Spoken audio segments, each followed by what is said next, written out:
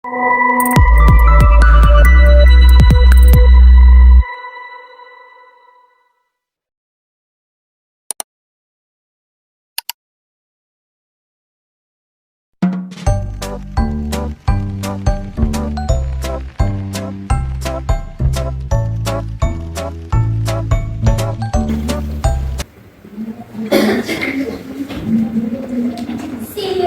cerah, matahari bersinar, ku lepas diriku.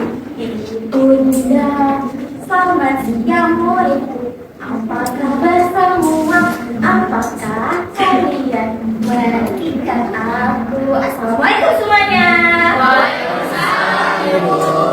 Gimana kabar anaknya hari ini? Sehat? Sehat. Apa yang lagi anak rasain hari ini? Sedih, bahagia, senang? Habis duit. Panas. Memang panas sekali kelas kita. Ibu berharap semoga kalian selalu dalam keadaan sehat walafiat dan selalu bahagia. Amin.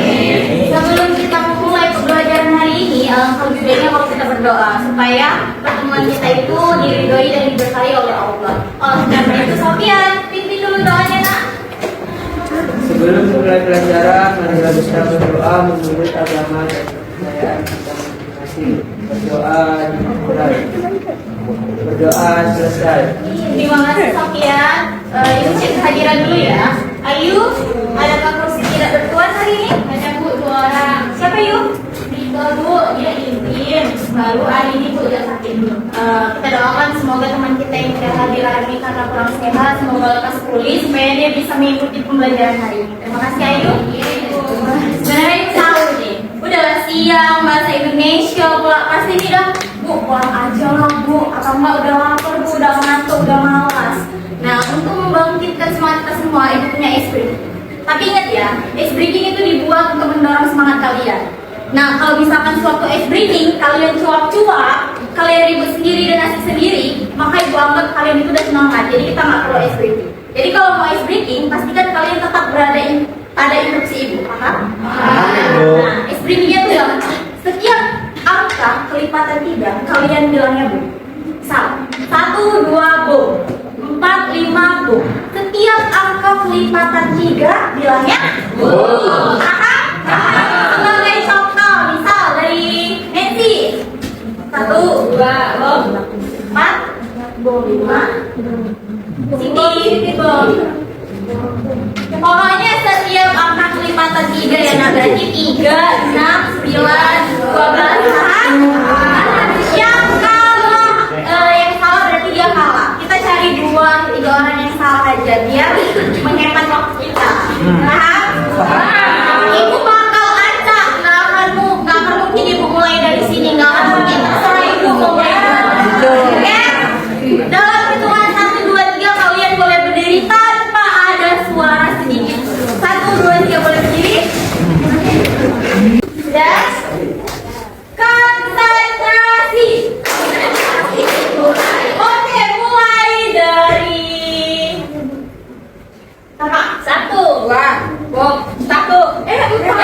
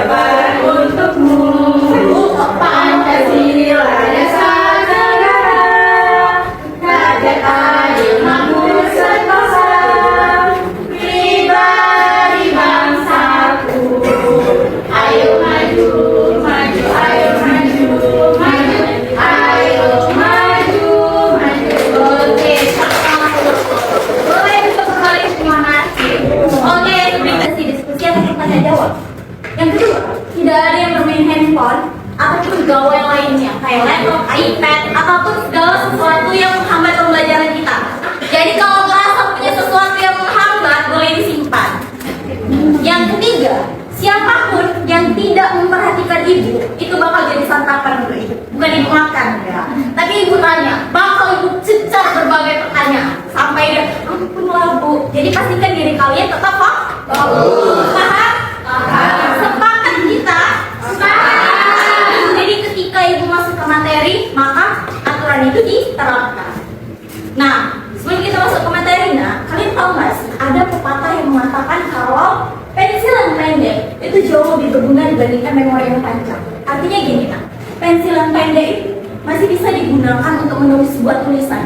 Tapi kalau memori yang panjang, kayak ide, pendapat, pengalaman kalian itu cuma bisa kalian simpan di dalam ingatan. Sederhananya gini, kalau kalian punya ide, kalian punya pendapat, pengalaman, kalau kalian simpan dalam ingatan aja, berarti cuma kalian yang merasakan sendirian. Tapi kalau kalian share ke orang dalam bentuk tulisan, itu bisa dibaca orang, bisa didengarkan orang, dan diambil pembelajarannya. Kalau ngomongin tulisan, nak, kalian tahu nggak sih? Ada loh tulisan yang berisi karangan, yang isinya menceritakan suatu kisah, tidak terlalu panjang, tapi tetap lengkap dan berkesan. Atau di antara kalian ada yang pernah baca cerita kayak gitu? Kalau dari gambaran ibu nih, tahu nggak sih topik kita hari ini tentang apa? Iya, tapi hari ini adalah tentang cerita pendek. Terus bu, apa yang kita pelajari hari ini? Hari ini kita akan memahami apa itu cerita pendek, bagaimana bentuknya.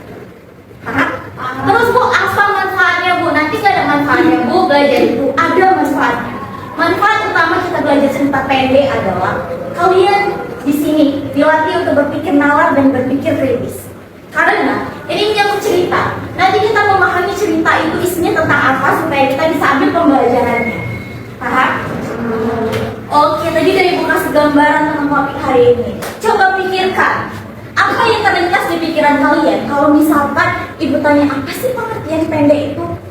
Coba pikirkan pakai logika kalian ataupun berdasarkan pengalaman kalian. Ibu kasih waktu untuk berpikir. Selama itu, ibu mau minta tolong dulu ketiga orang, Laila, Nabila, sama Mira, tempelkan dulu ini nak yang kita pelajari hari ini.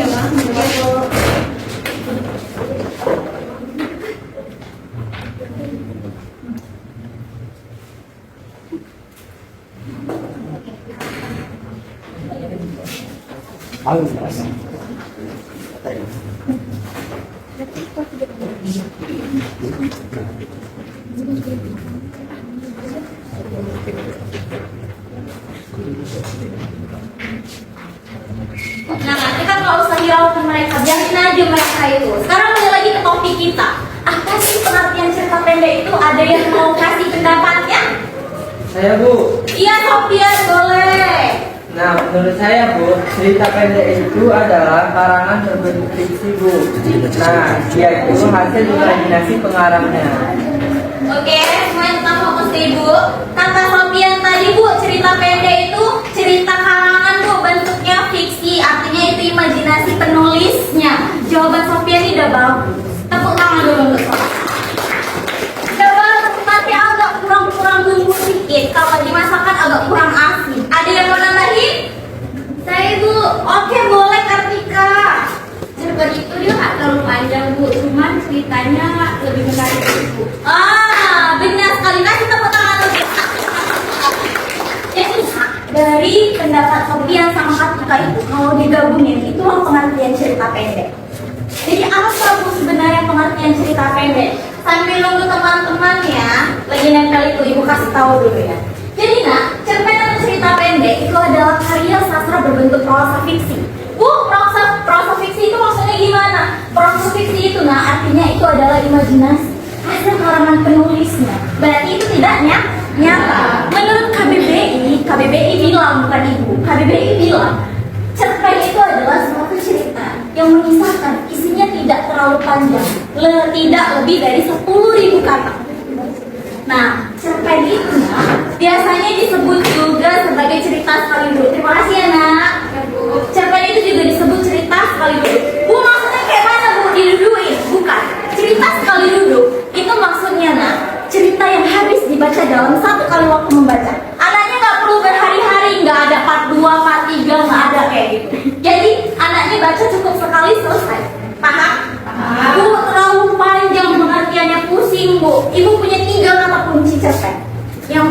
berbentuk fiksi. Yang kedua tidak lebih dari 10.000 kata. Yang ketiga dibaca sekali. Jadi kalau ditanya pengertian cerpen, cukup ingat aja 3 kata kuncinya. Apa tadi? Berbentuk fiksi. Yang kedua tidak lebih dari 10.000 kata. Yang ketiga dibaca sekali. Sampai di sini pengertian cerpen paham nggak? Kalau kita udah kenal nih, udah tahu, kita harus tahu bentuknya kayak mana, ciri-cirinya. Sama kayak anaknya kalau kenal kawannya, tahu namanya, tahu bentuknya. Ibu punya 9 ciri-ciri cerpen.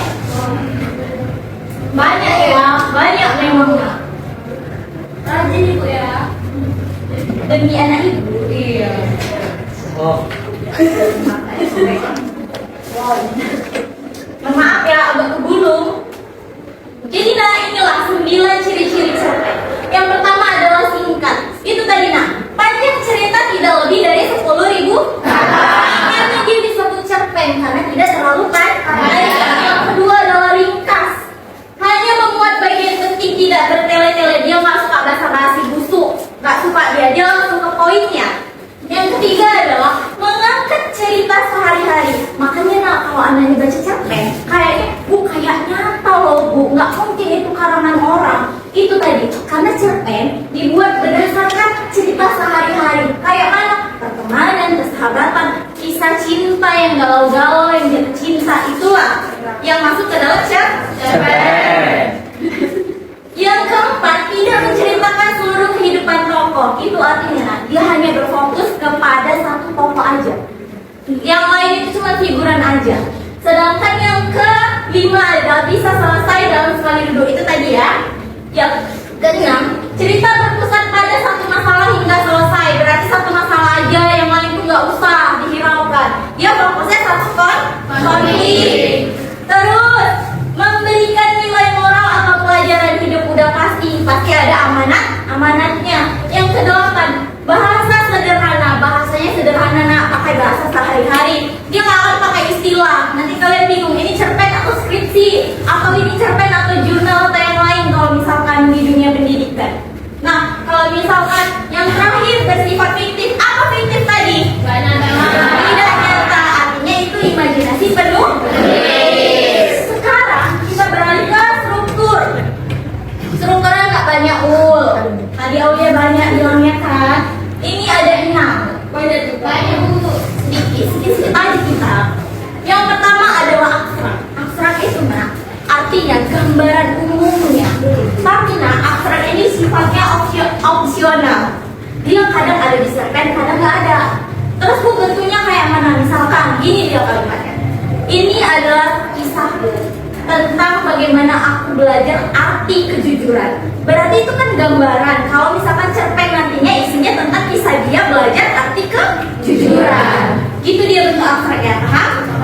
Yang kedua adalah orientasi. Orientasi ini nggak asli. Pelajaran bahasa Indonesia lain pun pakai orientasi. Apa orientasi? Pengenalan. Ini isinya dia mengenalkan tokohnya. Namaku Jojo. Duduk di kelas 11 di SMA Negeri 1 Binjai. Berarti dia memperkenalkan tokoh Jojo. Iya Jo? Ya. Yang ketiga adalah komplikasi. Komplikasi ini adalah awal mulanya ada konflik. Udah mulai ada masalah sikit-sikit, tapi sama-sama dia. Contohnya gini. Sewaktu ujian berlangsung, Jojo tidak sengaja melihat jawaban ujian milik Dunka. Tanpa pikir panjang, Jojo langsung menyonteknya. Berarti kan udah ada masalahnya di situ. Apa masalahnya? Di situ masih sama-sama, tapi belum jelas ini kayak hubungan yang lain. Belum jelas dia, tapi sudah mulai muncul konflik. Yang keempat adalah evaluasi. Evaluasi ini disebut juga klimaks. Artinya ini sampai ke puncak masalahnya. Jadi masalahnya tuh pertama menyontek, masuk ke dalam evaluasi. Masalahnya itu udah mulai naik. Apa sebab dari Jojo menyontek? Apa akibatnya? Itu boleh misal Jojonya itu menyontek bu karena nggak belajar, terus Dunkanya marah jadi dibully. Oh ya Jo. Itu masuk ke dalam evaluasi. Terus yang kelima revolusi.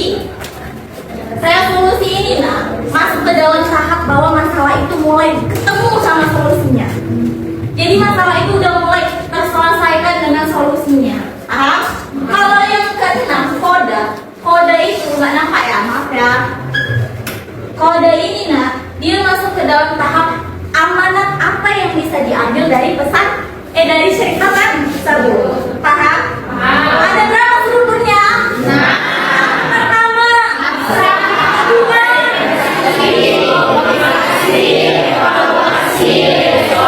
kedua, paham ya?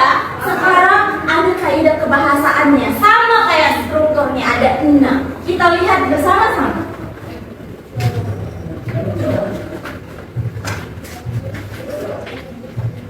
Waktu tinggal 8 menit.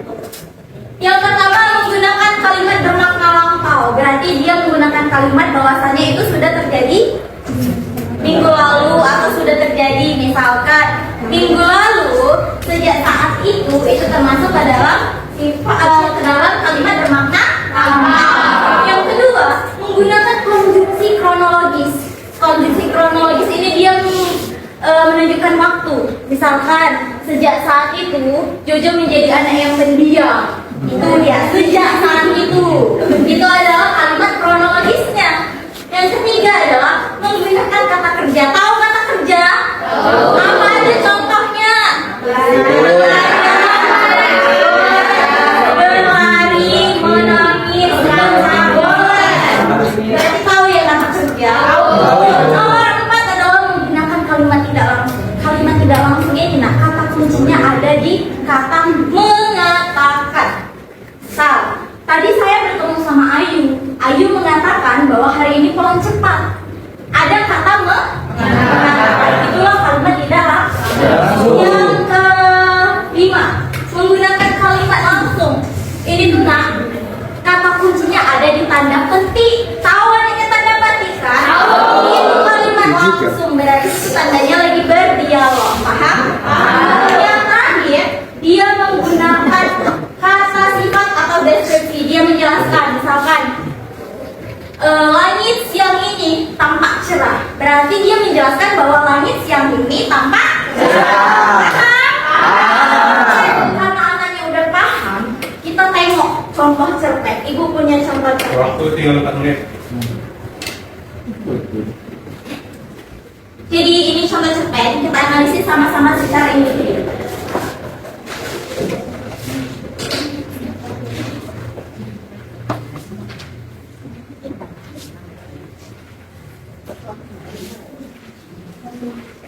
Yang udah dapat boleh dibaca dulu. Oke, sekarang tema cerpennya. Kira-kira apa judul cerpennya? Oke, coba baca dulu yang kuat, Dun. Baca, Dun. Sebuah keputusan sederhana di pagi hari ternyata mampu mengubah cara seseorang memandang dirinya sendiri dan masa depannya.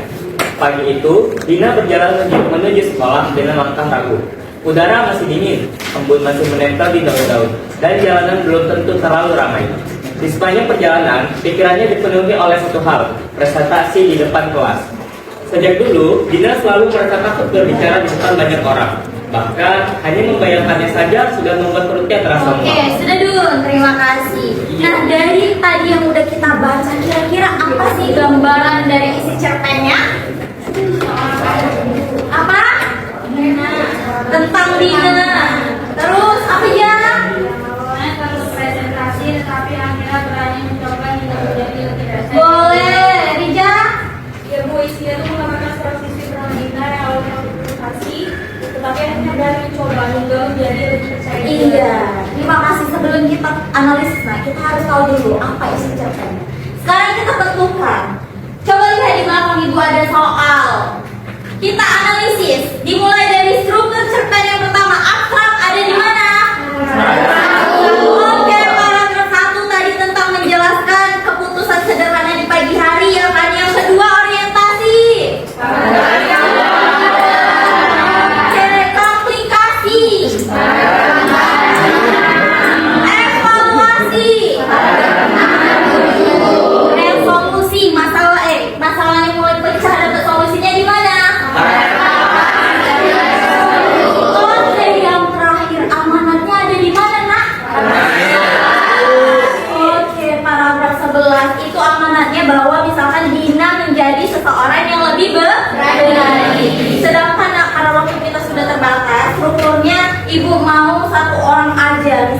kalimatnya kaidah pembahasannya 2. Siapa? Udah? Boleh Sherly, 2 aja Sher. Jadi yang pertama itu kalimat bermakna lampau. Di mana tuh letaknya nak? Di paragraf 7 kalimat 1, sedari itu Dina menyadari. Oke, sepakat sama Sherly? Sepakat sejak hari itu. Kedua Sher? Yang kedua konjungsi kronologis atau urutan waktu. Di paragraf 3 kalimat 1 ketika pelajaran dimulai. Iya. Ada lagi Sher? Cukup? Paragraf 5 kalimat 5 perlahan dia berdiri. Oke, jadi itu ada kata ketika pelajaran dimulai itu menunjukkan kronologis waktu. Perlahan dia berdiri. Itu menunjukkan kronologis waktu. Jadi anaknya sudah paham? Paham. Sebelum ibu tutup materi hari ini, ibu punya THR.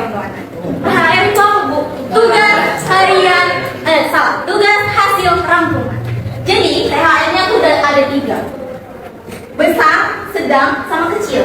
Ibu mau ini dikerjakan secara individu. Tapi temanya itu berdasarkan satu kelompok. Jadi ini satu kelompok nanti temanya 1. Ini satu kelompok sama temanya itu. Begitu juga ini. Paham? Paham. Satu orang mewakili kelompoknya. Boleh? Andini, Diki, Jojo,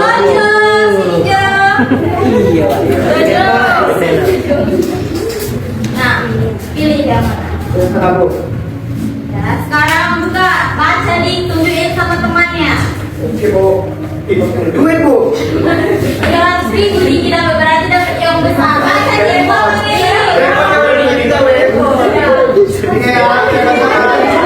Sekarang anak dia tahu tugasnya. Baca di.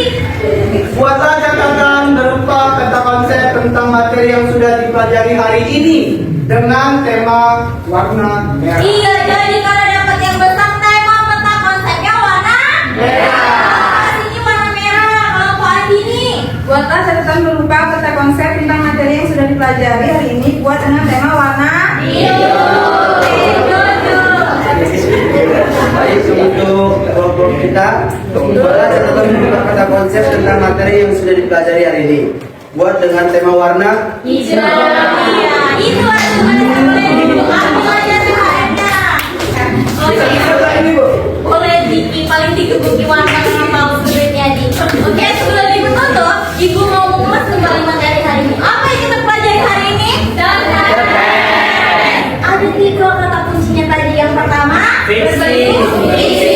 Yang kedua,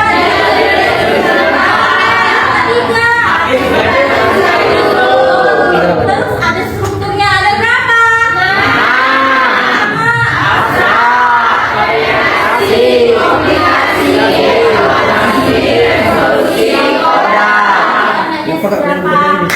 Berarti berhubung waktu kita juga sudah habis. Sebelum itu ibu mau tanya, dari pembelajaran kita hari ini ada yang anaknya tidak mengerti? Paham semua? Membingungkan? Tidak. Alhamdulillah kalau anaknya paham. Sekali lagi ibu ingatkan jangan lupa tugasnya dengan temanya. Maka berakhir pula lah pertemuan kita hari ini. Sebelum ibu tutup, kalian tahu nggak lagu Upin yang terima kasih dan jumpa lagi? Oke, kita nyanyi sebelum ibu tutup. 1, 2, 3. Terima kasih dan jumpa lagi. Ibu mohon maaf kalau ada kesalahan. Kepada Allah ibu mohon ampun. Akhir kata wassalamualaikum warahmatullahi wabarakatuh.